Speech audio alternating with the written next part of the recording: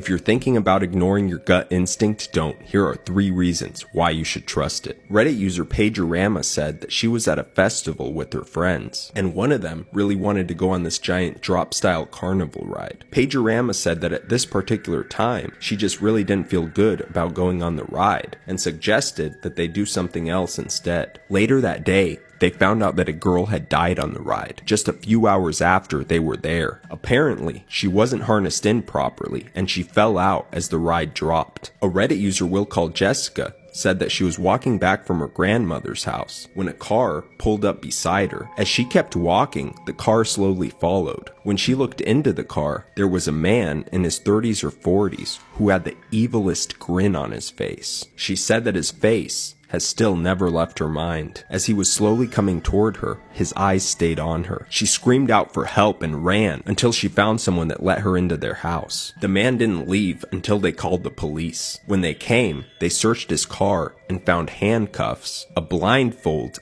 and a big container with 2 holes poked in the top. Her instincts saved her from being kidnapped. Anonymous said that after a party many years ago, he was driving home at like 4 in the morning with his friend who was passed out in the passenger seat. He was driving fast down a steep hill that's like half a mile long. He was on autopilot as he drove down that street every day. Suddenly, about half a block from a major intersection, which he had a green light for, he heard a voice in his head. It said these exact words: "You may want to slow down, because if you don't, you might lose your life." He said that it was weird, because that's not really what his tone of voice sounds like. Anyway, he slowed down as he was entering the intersection, and a car blew the red light at about 60 miles per hour, right in front of him. He said that it was so close that he nearly threw up. He started shaking and yelling at his friend about how he had just saved their lives. His friend just groaned and went back to sleep.